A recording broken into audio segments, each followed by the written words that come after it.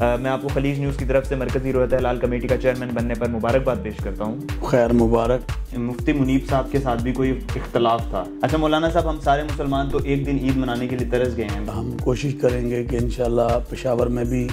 جو ہے ملا جائے، جو ہمارے محترم مولانا شہاب الدین پپلزئی صاحب ہیں۔ اچھا مولانا صاحب، فواد چودھری صاحب نے تو ایک یہ بھی بیان دیا کہ 2021 کے آخر تک رویت ہلال کمیٹی کو ہم ختم کر دیں گے۔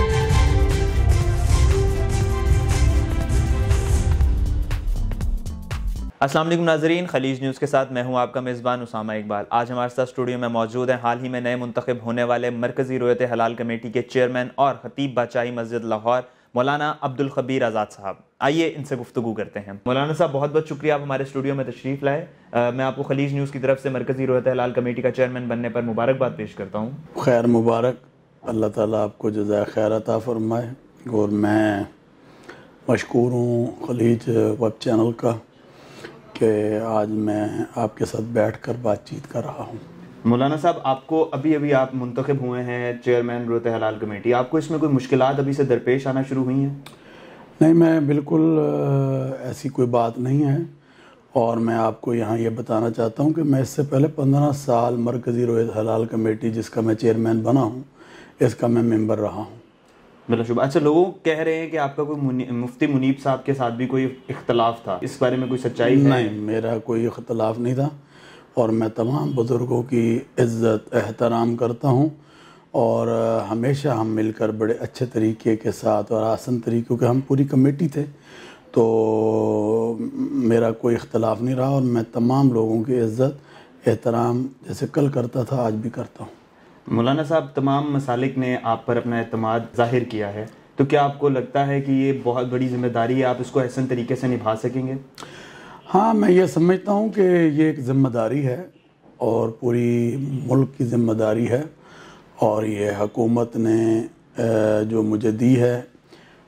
سب سے پہلے تو میں اللہ تعالیٰ کا شکر ادا کرتا ہوں، اور پھر میں مشکور ہوں جناب وزیر اعظم پاکستان عمران خان صاحب کا، اور وزارت مذہبی امور کے جو وفاقی وزیر بین المذاہب ہمانگی پاکستان ہیں، وفاقی وزیر مذہبی امور ڈاکٹر نور الحق قادری کا، اور سب کا، کہ یہ نئی کمیٹی وجود میں آئی۔ اس میں مجھ سے پہلے 11 چیئرمین جو ہیں وہ بنے ہیں، اور مولانا جو احترام الحق تھانوی تھے جو رحمۃ اللہ علیہ، وہ اس کے سب سے پہلے چیئرمین مقرر ہوئے تھے، اور اب میں اس کا 12واں چیئرمین ہوں۔ ہماری کوشش ہوگی کہ شریعت کی روح سے اچھے فیصلے اور شہادتوں پہ کیے جائیں، باقی معاونت جو ہے وہ اگر ہمیں ملتی ہے تو ضرور لی جائے۔ ہم قوم کو وحدت کی طرف لے کر جائیں گے، کیونکہ جیسے آپ نے کہا اسامہ کہ آپ کا تو گھرانہ، تو میرا 50 سال سے گھر کا کام ہی یہی ہے۔ میرے والد 30 سال اس ملک میں وحدت کی علامت تھے، اور 22 سال مجھے ہو گئے ہیں اس پلیٹ فارم پر، تو میں سمجھتا ہوں کہ نصف صدی کا عرصہ ہے جس میں ہم نے، اور یہ آج اسی کی بدولت مجھے، اور آج میں خلیج نیوز ویب چینل کے ذریعے لوگوں کو بھی بتانا چاہتا ہوں کہ الحمدللہ میں نے پاکستان نہیں بلکہ دنیا بھر سے لوگوں کی مبارکبادوں کو وصول کیا ہے، اور انہوں نے مبارکباد پیش کی ہے، تو میں سمجھتا ہوں کہ اس میں علماء بھی تھے، مسالک بھی تھے، اور اسی طرح ہر شعبے سے تعلق رکھنے والے جو ہے نا علماء رہنما تھے، تو میں ان سب کا آپ کے ذریعے بھی اور بھی ٹیلی ویژن چینلز کے ذریعے میں نے شکریہ ادا کیا ہے، اور انشاءاللہ جو وہ امید رکھتے ہیں، اور حکومت نے جس کام کے لیے مجھے یہ ذمہ داری سونپی ہے، میں انشاءاللہ اس کو آسان طریقے سے کوشش کروں گا نبھانے کی۔ جی مولانا صاحب، فواد چودھری نے ایک اپنا کیلنڈر لانچ کیا تھا جس میں تمام جو اسلامک ایونٹس ہوتے ہیں ان کی ڈیٹس جو تھیں وہ اسپیسیفائڈ ہیں، جو کہ ہر ایئر کے سٹارٹ میں لانچ ہو جاتا ہے۔ اس کی ویب سائٹ پہ ابھی بھی لانچ ہوئی ہے وہ چیز، تو آپ مجھے بتائیں کیا آپ اس سے اتفاق کرتے ہیں؟ دیکھیے بات یہ ہے کہ ان سے میری ملاقات بھی ہوئی ہے، اور ان کے سارے نظم کو بھی دیکھا ہے، اور میری پوری کمیٹی انشاءاللہ العزیز جو ہمارے ساتھ ہے، ہماری کوشش ہوگی کہ ان سب کو وہاں پر بٹھایا جائے، اور وہ بھی اس چیز کو دیکھیں۔ باقی یہ ایک تعاون ہے، اور وہ اس لیول پر ہو یا کسی بھی لیول پر ہو، تو ہم اس سے رہنمائی ضرور لے سکتے ہیں، اور ہم نے کہا ہے کہ ہم انشاءاللہ العزیز ضرور لیں گے، مگر بات وہی آ جاتی ہے کہ یہ کام ان کا وہ ہمیں دے دیں، مطلب کر جیسے میں نے آج ان سے کہا، جب وہ کر ہمیں باقی ہم پر چھوڑ دیں، تو ہم جو ہے پھر شہادتوں کی بنیاد، کیونکہ آپ کو پتہ ہے کہ آپ صلی اللہ علیہ وسلم کی حدیث مبارکہ جو ہے اس کے مطابق ہم نے چلنا ہے، اور آپ کی سنت کے مطابق ہم نے عمل کرنا ہے، تو ہمیں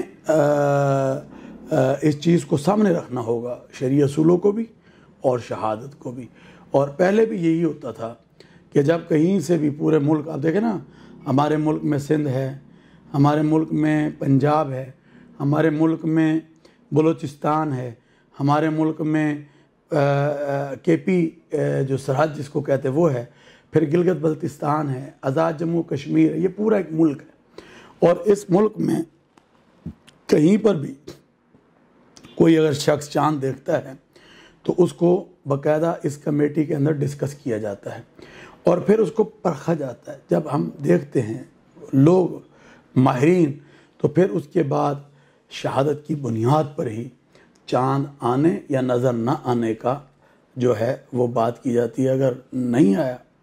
اور تو پھر سیدھی بات ہے کہ بھئی جو ہے پھر اس کے مطابق اعلان کیا جاتا ہے، اور اگر نظر آ گیا ہے اور شہادت صحیح مل گئی ہے تو ظاہر بات ہے کہ پھر ہم جو ہے اس کے مطابق یکم جو بھی اسلام مہینوں کے اعتبار سے آ رہی ہوتی ہے اس کا اعلان کر دیتے ہیں۔ اچھا مولانا صاحب، فواد چودھری صاحب نے تو ایک یہ بھی بیان دیا تھا ایک نجی اخبار کو کہ 2021 کے آخر تک رؤیت ہلال کمیٹی کو ہم ختم کر دیں گے۔ میرا خیال ہے میرے سامنے کوئی ایسی بات نہیں آئی، اور انشاءاللہ وہ اب ہمارے ساتھ اتفاق کریں گے۔ اچھا مولانا صاحب، ہم سارے مسلمان تو ایک دن عید منانے کے لیے ترس گئے ہیں، اب یہ بتائیے گا کہ آپ اس کے بارے میں کچھ کریں گے کہ سارے مسلمان ایک ہی دن عید منائیں؟ انشاءاللہ میری کوشش ہے، ابھی ٹائم بھی ہے، اور ہم کوشش کریں گے کہ انشاءاللہ پشاور میں بھی جو ہے ملا جائے، جو ہمارے محترم مولانا شہاب الدین پپل صاحب ہیں، اور ان کی خدمت میں بھی آئیں اور ان سے بھی بات کریں۔ اور دوسرا یہ ہے کہ اصل تو شریعت و شہادت پر ہونی ہے، شہادتوں کے اوپر یہ فیصلے ہونے ہیں، مگر جو اس میں کوئی مس انڈرسٹینڈنگز ہو رہی ہیں یا کچھ ایسی چیزیں جس سے کہ قوم بڑھتی ہے یا بٹنے کی صورت حال بنتی ہے، اس پہ کوشش کی جائے گی کہ اس کو وحدت کی طرف لایا جائے۔